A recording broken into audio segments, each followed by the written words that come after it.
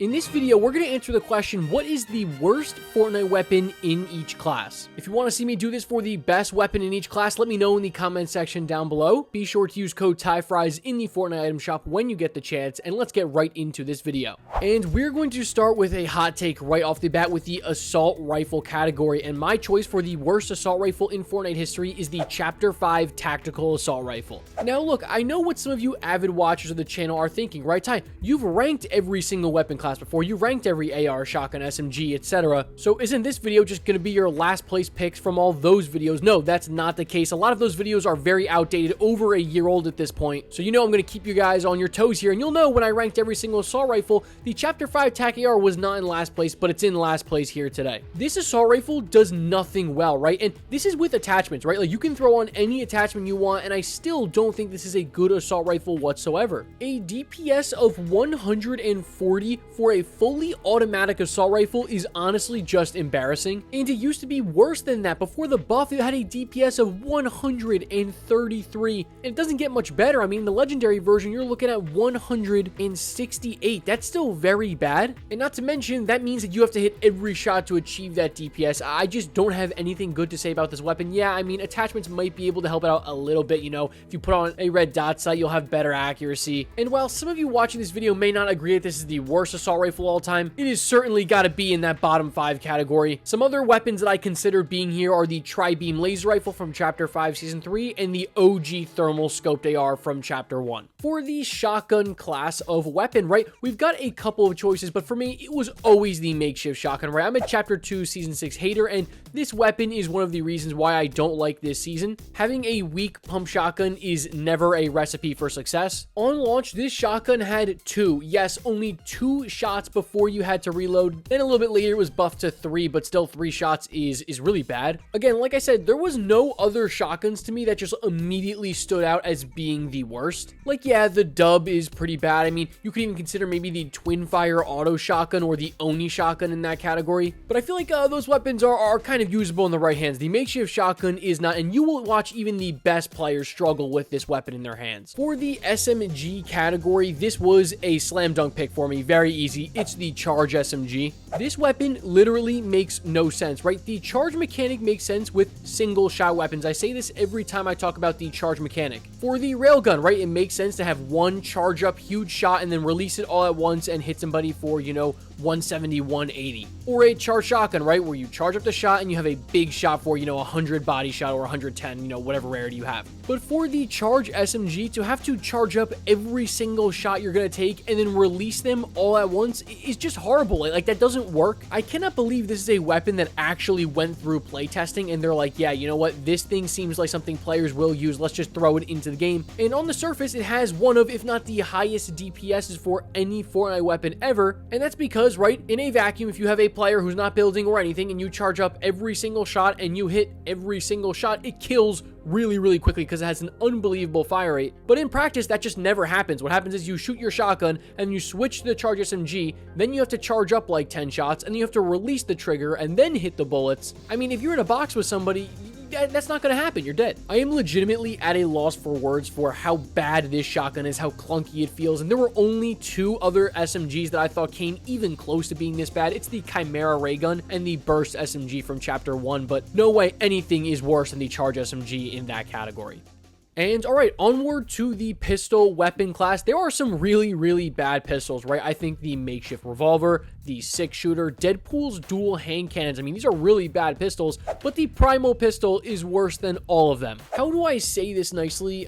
Burst pistols don't work, and I find it so funny that every time I talk about this weapon, there's always a little contingency of people in the comment section who will say, oh, the primal pistol is incredible. You hit both shots back to back. You're looking at 70 damage every time you pull the trigger. The unfortunate thing is, this is the worst accuracy weapon I've ever used. Like, obviously, that's a little bit of an exaggeration. I'm getting fired up talking about Chapter 2 Season 6 here. But the odds of hitting both shots back to back at any type of range with the primal pistol, right, because you're never going to use that close range, are probably worse than me hitting 1 million subs by the end of the year, right? And make sure to hit that subscribe button because we got to get to 100K first before we can think about 1 million. This is just a weapon that doesn't have a place in Fortnite, in my opinion, and I hope we don't see a burst pistol ever again. And more than likely, we will never see this weapon again, and for me, you know, that's a good thing. Keep it out of the game. For the Marksman rifle category, you don't have that many weapons in the entire class, and I'm going with kind of a controversial pick here, and that's going to be the Excalibur rifle. Now, I hate to spoil my every Marksman rifle ranking, but the Excalibur also was in last place on that video. It's one of the only classes of weapons in this video where the last place matches up with one of my previous videos, and that's because my thoughts on the Excalibur rifle haven't really changed. I still think it's an incredibly difficult weapon to use. It shoots projectiles, it's not hit scan. The explosive radius is extremely small, and the damage really isn't there unless you stick somebody, which is very, very difficult in a season where you have people bouncing around with shockwave hammers everywhere. This was a weapon that was really, really neat when it came out, right? And, you know, kind of caught everybody by surprise. You've got a Marksman rifle that shoots shotgun shells that also is shooting explosive swords, right? Sounds really cool. It's great on paper, but not good in practice, in my opinion. Here's what I will say. I absolutely see a world where you put the tactical DMR as the worst Marksman rifle of all time. I know most of you watching this video will put that take there because the Excalibur rifle seems to have a big fan club in my comment section, but I'm not part of that club. And yeah, this weapon's not it. And all right, we move on to the sniper rifle category, and I have to put like a quick disclaimer over this category. I would put the lever action rifle here as the Fortnite wiki technically defines it as a sniper rifle, but we all know this is not a sniper rifle. This belongs in the Marksman rifle category. So I'm going to leave the lever action rifle as kind of an honorable mention for this pick, but my pick for the worst sniper rifle of all time, true sniper rifle, is the Boom Heavy Sniper Rifle. I don't really think this is a hot take, although I see some of you guys who say that you think this weapon is unbelievable. This weapon sucks. You're just not rewarded enough for the difficulty and precision that it takes to hit a sniper shot. Don't even get me started on the explosive radius of this weapon because it basically doesn't exist, and the explosion itself only does like 60 or 70 damage max. To have to go out of your way, right, to hit somebody with a sniper rifle and then only be rewarded with, 85 damage is really just not good at all. And not to mention, you don't get the headshot benefit. The headshot only benefits you by, I think it's plus 15 damage. And I feel like that's one of the big appeals to using sniper rifles, right? Is like you want to get that one-shot headshot. And a sniper that can't one-shot headshot is just one that's not going to be desirable for a lot of players. And look, I get that you get this spam capability with this weapon that you don't get with a lot of sniper rifles. Being able to, just cause chaos in third party and break down everyone's builds because you're shooting clinger grenades. I get it. It's fun. It sounds cool. Don't get me wrong, but this is not a sniper rifle that I think you should be going for whatsoever. And honestly, the only one that came close to being as bad as it is actually the Falcon Eye sniper rifle from Chapter 6, Season 2, in my opinion, of course.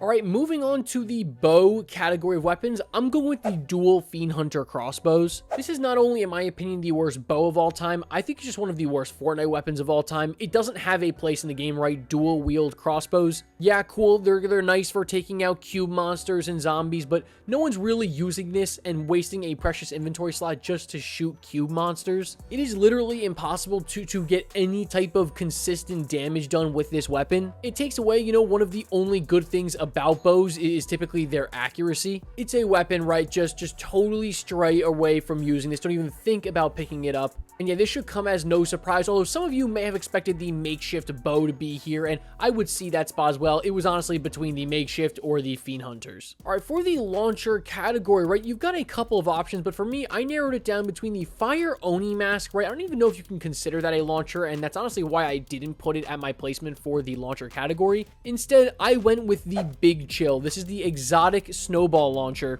that, mind you, does 0 damage. All it does is just turn your feet into ice, or, whoever you shoot it at. Look, I think it's pretty simple, right? I don't think this is a desirable launcher whatsoever, and especially the gold that it cost all the way back in the day to buy this thing. Yeah, just get it out of here. Like, who wants icy feet, right? Like, I guess you can use it to rotate, and shoot yourself with it. Like, cool, I guess, and maybe there's a niche scenario where you're able to hit an opponent with it, make their icy feet, and then, they have a tough time building or a tough time containing themselves, I guess. But you can see, right, I'm really reaching here. This is just one of those weapons where, like, I'm struggling to find good things to say about it, and that should stick for itself. It's not even like it's a launcher where, the damage to players might not be good, but, you can cause chaos to builds, right, and cause some big problems. No, not that at all, and this is just not a good launcher whatsoever. And for the final major weapon class in this video, it's the melee weapons, and I'm going with Sub-Zero's combat kit from Chapter 6. You guys know my thoughts on this weapon. I think it is absolutely atrocious. I think it's one of the worst Fortnite weapons we've ever seen. The melee attacks literally could not combo any slower. It's in that, like, kind of Mortal Kombat that style where it's not like really fluid using. It's just very like punctual, very rough around the edges. You do one attack and then he, goes into another attack and another one, but there's like a little pause between them. I don't know. You guys will know what I'm talking about, right? Like, it's if you try and use this weapon against someone with full health, it is literally going to take multiple seconds to take them down. And with a melee weapon, you're just going to get one pumped right with a shotgun, especially like the Sentinel pump. Yeah, it's just never going to work. And really, in my opinion, the only other melee weapon that even comes close to being as bad as Sub-Zero's combat kit is the Kingsman umbrella. But at least with that umbrella,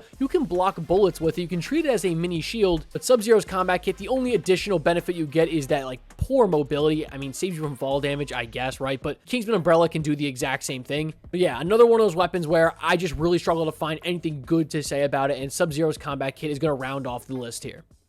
Alright guys, I hope you enjoyed that video. I'm trying, some different styles of content here and just throw everything at the wall and seize what sticks. So if you did go on to enjoy this video, please be sure to leave it a like. Remember, comment down below if you want to see me go over the best Fortnite weapon from each class, because I think that's going to be a lot more up in the air and a lot more controversial. And you'll see I didn't go over the categories like, mobility items or utility items. The Fortnite wiki doesn't clearly define which are which, and they're all jumbled all over the place, and it would have just been a whole nother mess to go through all those, so I left those out of this video. But that being said, though, I really do hope you guys enjoyed this video, and I'll catch you guys in the next one. As always, peace.